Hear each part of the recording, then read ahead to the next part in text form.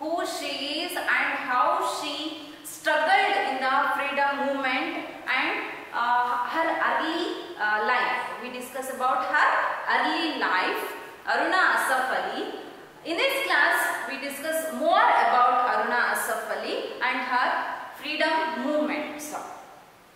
In the 1944, the issue of the magazine, she advised freedom fighters not to allow any academic arguments on questions like violence and non-violence to divert attention from the stark realities of the day. I want every student and youth to think and feel as soldiers of the nation that is to come. So, as you already know that she started and she became the editor of Inquilab. So, with the help of the Ram Manohar Lohia, she became the editor of monthly magazine Inquilab. In that magazine, they are prescribed about the future plans or what is happening on that time. So, to give the awareness to the public, they are prescribed. So, on the issue of the magazine, so 1944, this is the time of the issue of the magazine Inquilab. She advised the freedom fighters. In that magazine, she advised to the publics or the freedom fighters what she advised, what she prescribed to the publics. Let's see. To allow any academic arguments on the question like violence and non-violence to divert attention from the stark realities of the day. So like this, she prescribed on that magazine, and another one she gives a message to the youths because she concentrated on youths because they are the strength of our nation. So Aruna Asaf Ali believes on youths because they are the future freedom fighters. So that she gives a message to the youth in the monthly magazine Inquilab. What message she is going to give is, I want every student and youth to think and feel as soldiers of the nation that is to come. So every student and every youth should think and feel as soldiers. Every student and every youth can think that we are the soldiers, we are the future of our nation. Think like that, and that is to come. So that is a very, very important. First, being a freedom fighters, we should think. So it is only possible from us. So we are the strength of our nations. Like that we think. So that Aruna Asaf Ali gives a message to the youth. So in the meantime, the government announced a reward of 5,000 rupees for her capture.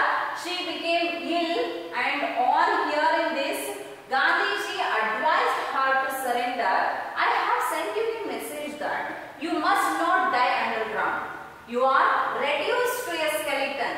Do come out and surrender yourself and take the prize offered for your arrest. Reserve the prize money for the great Indian cause.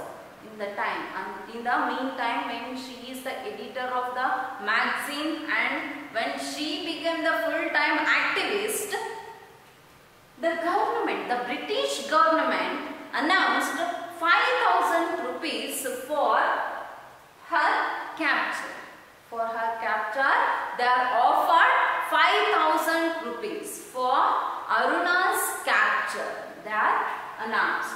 She became ill. When she heard those words, she became ill. She became upset. And on hearing this, Gandhiji advised her to surrender.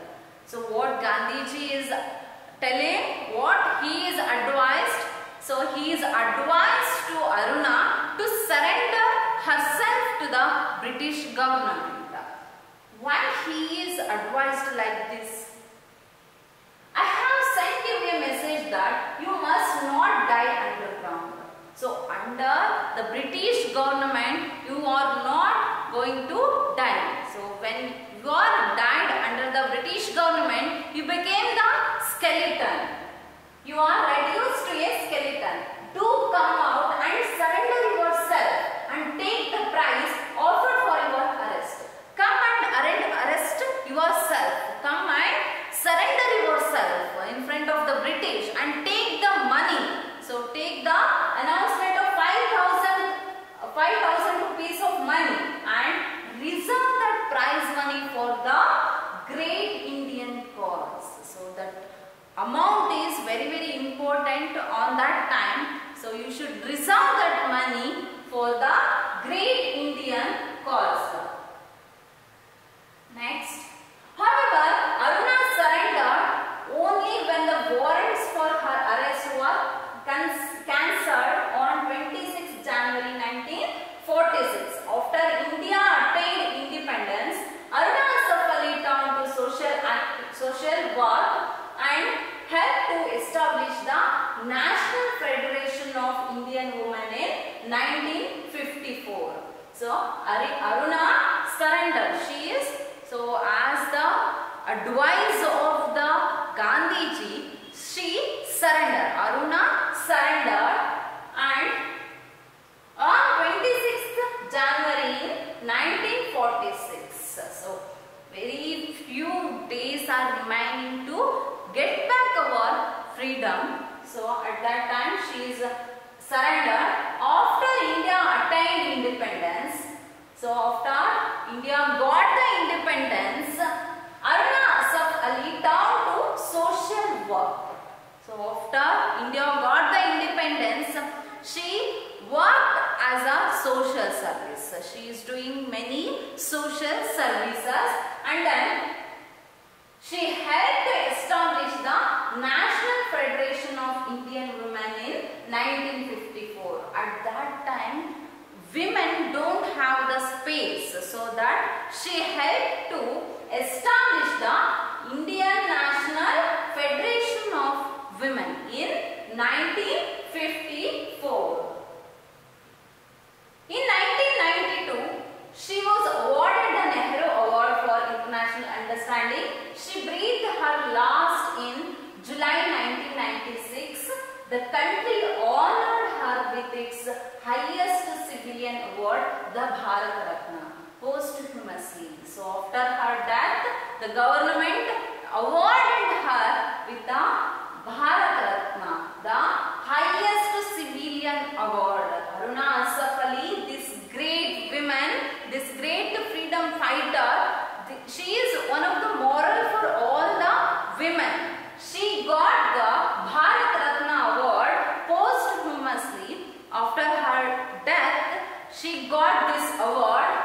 This is the highest civilian award she got. In 1992, she awarded the Nehru Award for International Understanding. In 1992, she got the Nehru Award for International Understanding, and then she also got Bharat Ratna posthumously, the highest civilian award, and she breathed her last. She was died in July 1996. This great legendary freedom fighter, so she lost her breath, or she died in July 1996.